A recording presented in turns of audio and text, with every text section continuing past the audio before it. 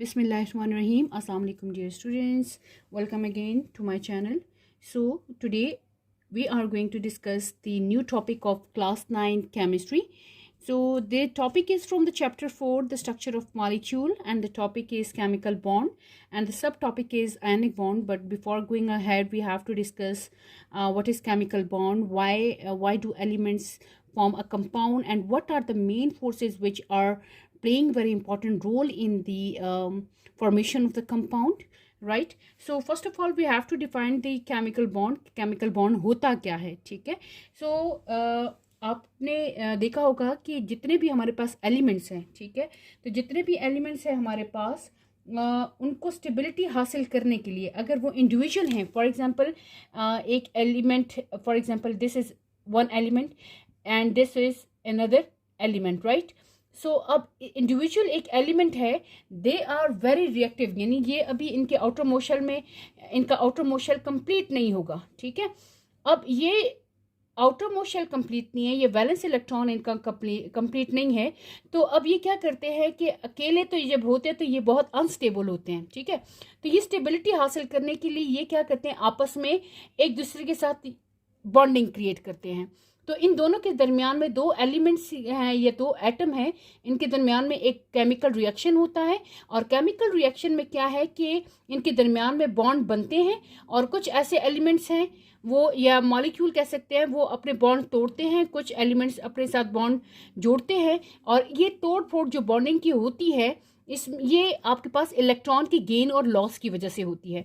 तो जब आपके पास दो एलिमेंट्स आपस में कंबाइन होते हैं केमिकल रिएक्शन की वजह से, तो ये आपके पास बना देते हैं या तो मॉलिक्यूल या बेसिकली हम उसे कहते हैं कंपाउंड, ठीक है? दो एटम मिलके तो आपके पास मॉलिक्यूल बना देते हैं, और इसी तरह दो या दो से ज़्यादा एटम, एलिमेंट या मॉलिक्यूल जब उनके दरमियान में केमिकल रिएक्शन होता है तो वो आपके पास कंपाउंड बनाता है।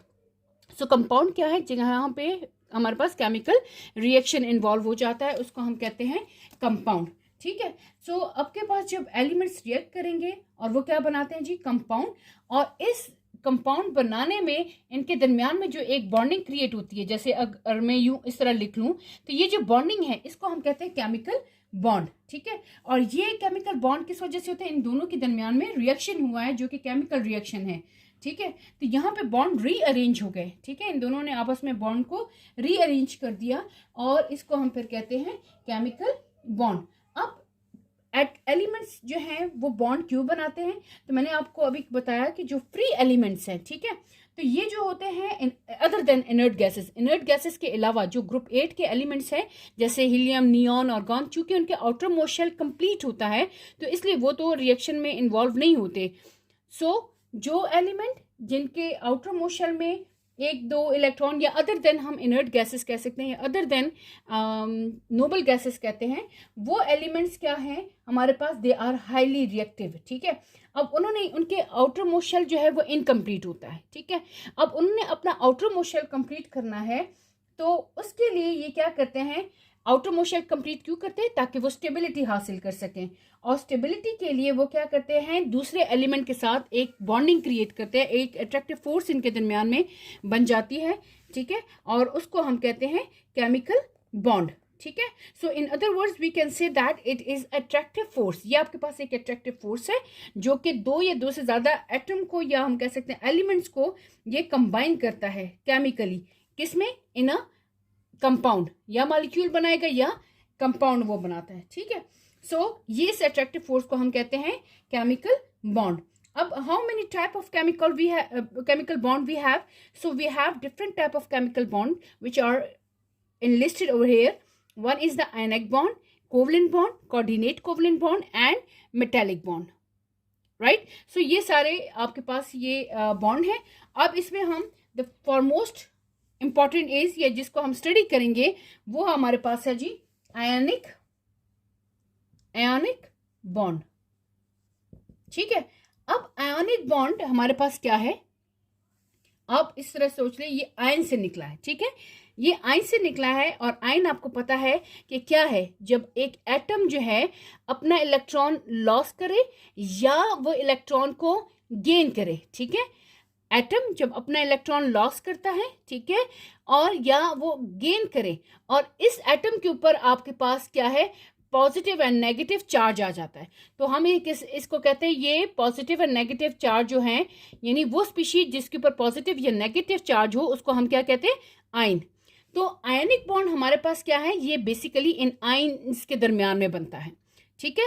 सो फर्स्ट ऑफ ऑल यहाँ आयनिक बॉन्ड में हमारे पास क्या डेवलप होता है जी, आयंस बनेंगे। अब उन आयंस के दरमियान में एक अट्रैक्टिव फोर्स होती है, आप कह सकते हैं एक बॉन्ड बनता है, उस बॉन्ड को हम कहते हैं आयनिक बॉन्ड। सो अब आप फॉर एग्जाम्पल में लेट्स डिस्कस द एग्जाम्पल, ठीक है। तो इसमें हम एग्जाम्पल स्टडी करेंगे सोडियम क्लोराइड की, और साथ साथ इसमें हम डिस्कस करेंगे कैल्शियम क्लोराइड जो आपकी बुक में अवेलेबल है। लेकिन उससे पहले हम ये बताएंगे कि आयनिक बॉन्ड वैसे बनता किस में है, किन किन एलिमेंट्स के दरमियान में बेसिकली ये बनता है, ठीक है। सो फर्स्ट ऑफ ऑल हम इसको डिफाइन करते हैं कि ये हमारे पास किस वजह से होता है, incomplete transfer of electron, transfer of electron, ठीक है। ये आपने पॉइंट जहन में रखना है कि आयंस कैसे बनते हैं, यानी इनकम्प्लीट ट्रांसफर, यानी या तो sorry not incomplete, it's the complete transfer of electron, ठीक है। सो यहां पे आपके पास एक एटम जो है वो अपना इलेक्ट्रॉन कंप्लीटली दे देता है, या उसने कंप्लीटली ले लेना है दूसरे एटम से इलेक्ट्रॉन। तो इसलिए हम कहते हैं कि कंप्लीट ट्रांसफर ऑफ इलेक्ट्रॉन होके, इसलिए इसके ऊपर कंप्लीटली हम कहते हैं पॉजिटिव एंड नेगेटिव चार्ज आ जाता है, ठीक है। अब जो आयनिक बॉन्ड है इसको हम कहते हैं, इसका दूसरा नाम है हमारे पास इलेक्ट्रोवैलेंट बॉन्ड, ठीक है। इसका दूसरा नाम है इलेक्ट्रोवैलेंट बॉन्ड। अब ये जो ट्रांसफर ऑफ इलेक्ट्रॉन है, हमने कहा कि यहाँ it is a complete transfer of electron, ठीक है। अब ये कंप्लीट ट्रांसफर ऑफ इलेक्ट्रॉन करते हैं किस लिए, ताकि ये अपना ऑक्टेट कंप्लीट करें या ड्यूप्लेट कंप्लीट करें। आपने पहले हम ये पढ़ चुके हैं कि ऑक्टेट मीन कि जिसके आउटर मोस्ट शेल में 8 इलेक्ट्रॉन हो, और ड्यूप्लेट मीन जिसके आउटर मोस्ट शेल में 2 इलेक्ट्रॉन हो। तो एटम ने स्टेबिलिटी हासिल करनी है, तो स्टेबल कब होगा, जब उसके वैलेंस इलेक्ट्रॉन या आउटर मोस्ट शेल इलेक्ट्रॉन के जो हम बात करते हैं, या वो 8 हो या वो 2 हो, ठीक है। तो अब यहाँ पे क्या है, कंप्लीट ट्रांसफर ऑफ इलेक्ट्रॉन होता है, ठीक है, और इसका दूसरा नाम क्या है, इलेक्ट्रोवैलेंट बॉन्ड। अब नेक्स्ट हमारे पास क्या है कि जी कि ये बनता किस किस के दरमियान है। अब ये बनेगा कैसे, मेटल्स एंड नॉन मेटल्स के दरमियान में, मेटल्स एंड नॉन मेटल। अब आपको पता है पीरियोडिक टेबल में ग्रुप 1 और ग्रुप 2 जो है, ठीक है, alkali and alkaline earth metal, और नॉन मेटल में हमारे पास यहाँ आ जाता है ऑलमोस्ट, यानी हैलोजेंस वगैरह भी आते हैं, ठीक है। तो यहाँ पे बेस्ट एग्जांपल आप लोग हैलोजेंस के साथ हम पढ़ेंगे, ये मेटल की नॉन मेटल के साथ, ठीक है। वैसे हमारे पास ग्रुप 5 है, ग्रुप 6 है, ग्रुप 7 है, ठीक है। तो Aahista Aahista non metallic characters जो हैं वो लेफ्ट टू राइट इंक्रीज होते जाते हैं। तो हाईली मेटल्स हमारे पास, स्ट्रॉन्ग मेटल्स कौन कौन से हैं, ग्रुप 1 एंड ग्रुप 2, और हाईली स्ट्रॉन्ग नॉन मेटल्स कौन कौन से जी, वो हैलोजेंस हैं, ठीक है। अच्छा, अब उसके बाद यहाँ पे एक और चीज़ आपने जहन में रखनी है कि वो क्या है कि जब आपके पास मेटल, एक क्वालिटी जहन में रखना है कि मेटल ऑलवेज लूज इलेक्ट्रॉन, ये इलेक्ट्रॉन को लूज करता है, ठीक है। और जो नॉन मेटल है ये गेन करता है इलेक्ट्रॉन को, ये गेन करेगा इलेक्ट्रॉन, सही हो गया। अब ये लूज करेगा, ये हम कहते हैं लॉस करता है। मेटल जब इलेक्ट्रॉन को लॉस करेगा तो इसके ऊपर एक चार्ज आ जाता है, वो हो गया जब आप किसी को कोई चीज़ देते हैं, उधार देते हैं, कर्ज देते हैं, तो आपको बड़ा अच्छा फील होता है, ठीक है। ये बड़ी एक सिंपल सी एग्जांपल हम बच्चों को समझाने के लिए देते हैं। आप किसी को कोई चीज़ पेंसिल दे दें या लंच बॉक्स किसी के साथ शेयर करते हैं तो आपको बड़ा अच्छा फील होता है। सो सिमिलरली मेटल्स भी हमारे पास क्या है कि लॉस करते हैं इलेक्ट्रॉन, और इनके ऊपर एक चार्ज आ जाता है जिसको हम कहते हैं पॉजिटिव चार्ज। और आपको पता है कि पॉजिटिव चार्ज को हम, इसका दूसरा नाम क्या है, कैटाइन, अंडरस्टैंड। इसी तरह जो हैलोजेंस है, या हम कहते हैं कि जो नॉन मेटल्स हैं, ये गेन करते हैं इलेक्ट्रॉन्स को, और जब गेन ऑफ इलेक्ट्रॉन है इनके ऊपर कौन सा चार्ज आ जाता है, नेगेटिव। जब आप किसी से कुछ चीज़ ले लेते हैं तो आपको वैसे बड़ा अजीब सा भी लगता है, बड़ा गिल्टी फील भी होता है, ठीक है, समटाइम। तो गेन ऑफ इलेक्ट्रॉन लेके इनके ऊपर नेगेटिव चार्ज आता है, और नेगेटिव चार्ज को हम कहते हैं एन आइन, ठीक है। तो यहाँ पे ये चीज़ें आपने जहन में रखनी है। क्लियर हो गया। अब आयनिक बॉन्ड फॉर्मेशन में क्या करते हैं कि एक एलिमेंट आप कह सकते हैं या एक एटम क्या करता है कि वो लॉस करेगा इलेक्ट्रॉन और दूसरा क्या करेगा, उसको गेन करेगा। अब इन दोनों के दरमियान में एक बॉन्ड क्रिएट होता है, इन दोनों के दरमियान में एक बॉन्ड क्रिएट होगा। ठीक है। अब ये जो बॉन्ड है ये, अब आपको पता है पॉजिटिव एंड नेगेटिव के दरमियान में एक अट्रैक्टिव फोर्स होता है। ठीक है, पॉजिटिव इलेक्ट्रोस्टैटिक फोर्स होता है। ठीक है। अब ये फोर्स ऑफ अट्रैक्शन जो है इन पॉजिटिव और नेगेटिव आयंस के या चार्ज पार्टिकल के दरमियान में जो क्रिएट हो रही है, ये जो है एक बॉन्ड बनाता है फिर, जिसको हम कहते हैं आयोनिक बॉन्ड।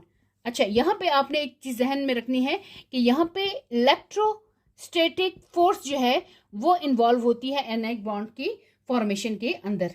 ठीक है, ये जो फोर्स ऑफ अट्रैक्शन है इसको हम क्या कहते हैं जी, आयोनिक बॉन्ड। अच्छा, अब एक और चीज आपने इसमें जहन में रखनी है कि एटम जिनकी लो आयनाइजेशन एनर्जी होती है, अच्छा मेटल्स की जो है आपके पास आयनाइजेशन एनर्जी क्या है, वो लो है। ठीक है, मेटल्स की आयनाइजेशन एनर्जी आपके पास क्या है, वो लो है। ठीक है, एक और पॉइंट आ गया जी, आयनाइजेशन एनर्जी लो है। ठीक है, और जो आपके पास मेटल्स हैं ये इजीली इलेक्ट्रॉन को लॉस कर सकते हैं। ठीक है, आपको पता है कि जो मेटल्स हैं इनका जो वैलेंस इलेक्ट्रॉन है, जाहिर है आपके पास क्या है कि जो वैलेंस इलेक्ट्रॉन है वो आसानी से हम उसको रिमूव कर सकते हैं। तो जो मेटल्स हैं इनकी आयनाइजेशन एनर्जी वेरी लो है। ठीक है, लेफ्ट टू राइट लो होती इंक्रीज होती है and top to bottom decrease होती है। ठीक है, तो आपके पास यहाँ पे क्या है कि जितनी भी आपके पास मेटल्स हैं उनकी आयनाइजेशन एनर्जी लो है। ठीक है, तो हम इजीली इसमें से एक या दो इलेक्ट्रॉन को निकाल सकते हैं ताकि कैटायन बना सकें। ठीक है, और आपके पास जो दूसरा है नॉन मेटल्स हैं तो उनकी जो है इलेक्ट्रोनेगेटिविटी जो है वो इंक्रीज है, क्योंकि नॉन मेटल्स के आउटर मोशन में इलेक्ट्रॉन ज्यादा है तो उनमें ज्यादा पावर है कि दूसरे इलेक्ट्रॉन्स को अपनी तरफ अट्रैक्ट कर सकें। ठीक है, और इसलिए हम कहते हैं कि जो नॉन मेटल्स हैं उनकी इलेक्ट्रोनेगेटिविटी ज्यादा है ताकि ये क्या बनाए, एनाइन बना सके। ठीक है, तो ये एक और पॉइंट इसमें इंपॉर्टेंट था। अच्छा, यहाँ पे अब हम डिस्कस करेंगे इसकी एग्जाम्पल के साथ। Okay ji, now we will discuss the ionic bond in the sodium chloride. ठीक है, सो सोडियम, हमारे पास सोडियम क्लोराइड के अंदर हम आयनिक बॉन्ड को डिस्कस करेंगे। तो यहाँ पे एक सोडियम, जब सोडियम आयन क्लोराइड आयन के साथ मिलेगा तो ये इनके दरमियान में एक इलेक्ट्रोस्टैटिक फोर्स डेवलप होगी और इस तरह हमारे पास सोडियम क्लोराइड बन जाएगा, NaCl। अब आप हमें ये मालूम है कि सोडियम जो है हमारे पास किस ग्रुप से बिलोंग करता है, फर्स्ट ग्रुप से, अल्कली मेटल है। ठीक है, इसका एटॉमिक नंबर है हमारे पास 1। ठीक है, तो अब 1 है तो इसके K शेल में कितने इलेक्ट्रॉन है, 2, L में कितने हैं, 8। ठीक है, और M में कितने इलेक्ट्रॉन है, 1। क्लियर हो गया। इसी तरह अगर हम क्लोरीन को देखें, क्लोरीन को, तो इसका एटॉमिक नंबर है 17। तो पहले शेल में हमारे पास इसके 2 इलेक्ट्रॉन है, दूसरे में L में हमारे पास 8 इलेक्ट्रॉन है, M में हमारे पास इसके पास 7 इलेक्ट्रॉन है। ठीक है, अब आपको पता है कि क्लोरीन जो है हाईली इलेक्ट्रोनेगेटिव है, इसकी इलेक्ट्रोनेगेटिविटी ज़्यादा है, एंड सोडियम जो है इसकी जो है आयनाइजेशन एनर्जी जो है कम है। ठीक है, अच्छा, अब हमारे पास क्या होगा कि यहाँ आपको पता है कि सोडियम के आउटर मोस्ट शेल में कितने इलेक्ट्रॉन है, 1 इलेक्ट्रॉन आउटर मोस्ट शेल में, यानी वैलेंस इलेक्ट्रॉन यहाँ पे 1 है। और अगर ये अपना 1 इलेक्ट्रॉन दे देता है क्लोरीन को तो फिर इसके बाद नेक्स्ट शेल कौन सा आएगा, इसका 8 शेल है। ठीक, इलेक्ट्रॉन कौन से आ जाएंगे, 8 इलेक्ट्रॉन। फॉर एग्जाम्पल अगर हम यहाँ ड्रा करते हैं, पहले शेल में इसके 2 इलेक्ट्रॉन है। ठीक है, दूसरे शेल में इसके पास 8 इलेक्ट्रॉन है, 6, 7, 8, and the last one shell has 1 electron. ठीक है, last shell have 1 electron, while in case of chlorine here we have the 2 electron in the first shell, 8 electron in the next shell and 7 electron in the last shell. ठीक है, अब ये sodium जो है कि इसके ये चूंकि हाईली इलेक्ट्रोपॉजिटिव है तो ये अपना इलेक्ट्रॉन जो है क्लोरीन को आसानी से दे सकता है, क्यों? क्योंकि क्लोरीन की इलेक्ट्रोनेगेटिविटी ज़्यादा है, क्योंकि इसके आउटर मोस्ट शेल में इलेक्ट्रॉन ज़्यादा है, तो वो आसानी से इससे ये खींच लेगा, ठीक है, इलेक्ट्रॉन। अब अगर सोडियम अपना इलेक्ट्रॉन दे देता है, ये इसके आउटर मोस्ट शेल से ये इलेक्ट्रॉन निकल गया, उसके बाद जो वैलेंस, अब इसके बाद वैलेंस शेल कौन सा हो गया, उसमें कितने इलेक्ट्रॉन है? 8 इलेक्ट्रॉन। इसका मतलब है कि वो स्टेबल है। तो अपने आप को स्टेबल करने के लिए सोडियम अपना इलेक्ट्रॉन क्लोरीन को दे देता है। इस तरह क्लोरीन का जो ऑक्टेट है वो कंप्लीट हो जाता है, mean outer most shell complete हो जाता है, ठीक है। और आपके पास जो सोडियम है उसका भी ऑक्टेट कंप्लीट हो जाता है। सो दोनों की स्टेबिलिटी हो जाती है। तो अब सोडियम जो है अपना इलेक्ट्रॉन दे देता है, तो हम ऐसे लिखेंगे सोडियम जो है, सोडियम एटम जो है, ठीक है। अब इसके आउटर में ये 2, 8 एंड 1 इलेक्ट्रॉन है, ठीक है। अब ये अपना इलेक्ट्रॉन दे देगा तो इसके ऊपर कौन सा चार्ज आ जाएगा? प्लस। प्लस यहाँ कुछ नहीं है तो इसका मतलब है 1। इट मीन्स कि इसने एक इलेक्ट्रॉन दिया है, ठीक है। और यहाँ पे मैं इस तरह लिख देती हूँ। इसी तरह क्लोरीन जो है, क्लोरीन है वो इसी इलेक्ट्रॉन को ले लेता है, ठीक है। और ये आपके पास बन जाएगा chlorine minus. So this is what? Cation, ठीक है। और ये क्लोरीन क्या है? एन आयन हो गया।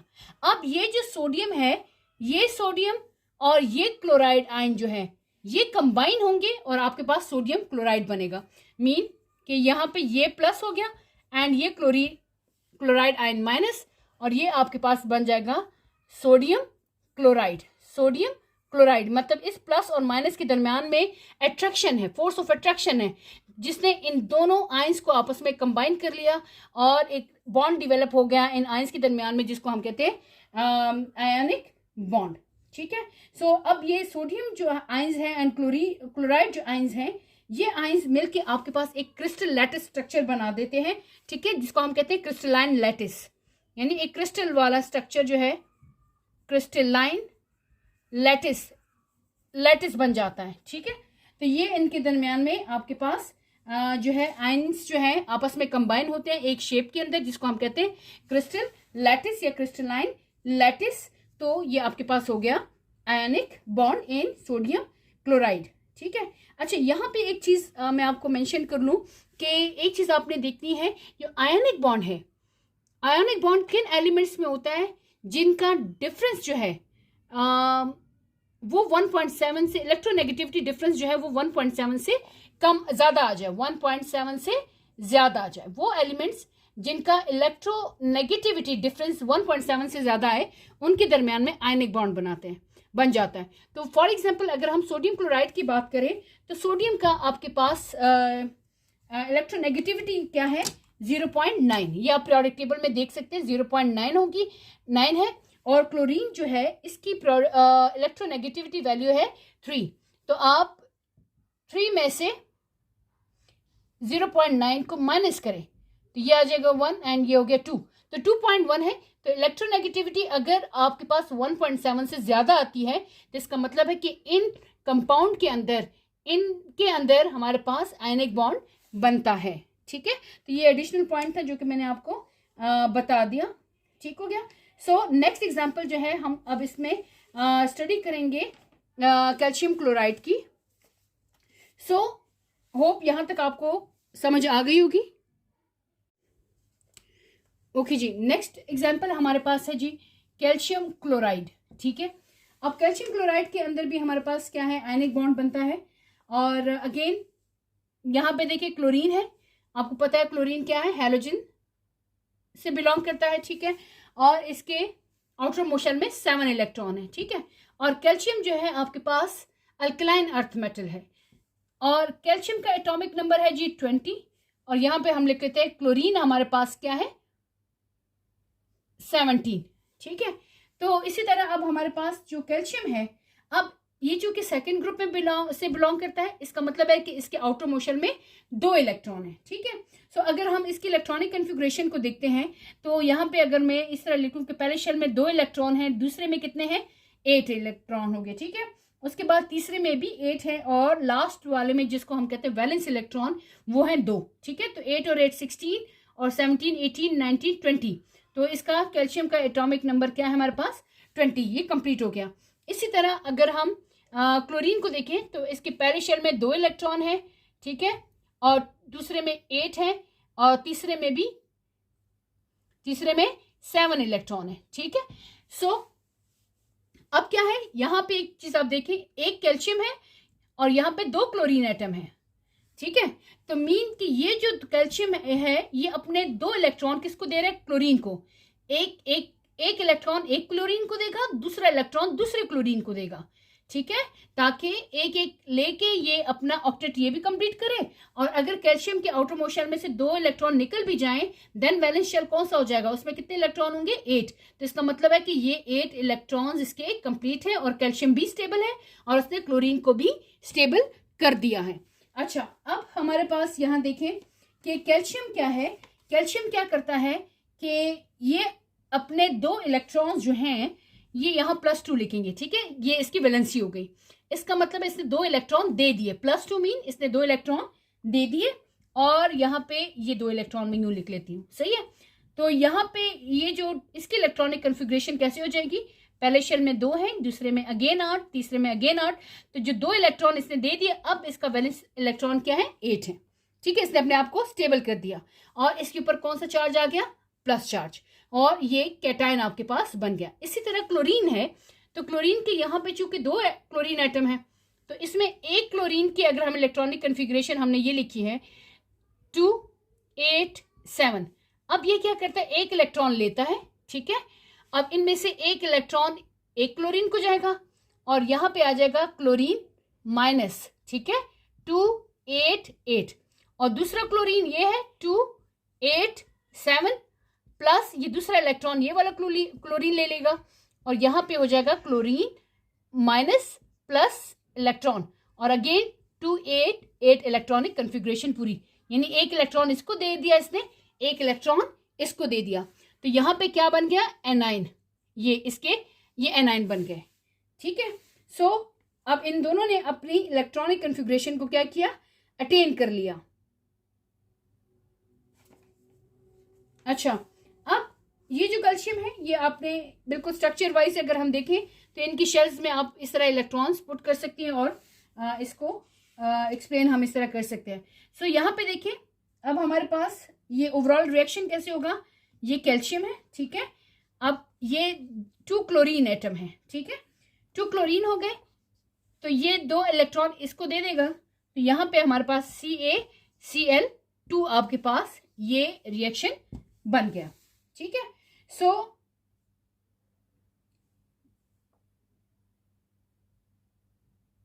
इसी तरह अब आयनिक बॉन्ड जो है हम AlCl3 में भी हमारे पास होता है। ठीक है, and many other examples we have. ठीक है, तो यहां तक आपको होप अंडरस्टैंड आपने कर लिया होगा। सो इट्स वेरी इजी, यहाँ पे इनके आप स्ट्रक्चर भी बना सकते हैं इस तरह, और पहले शेल में 2 इलेक्ट्रॉन, दूसरे में 8 इलेक्ट्रॉन,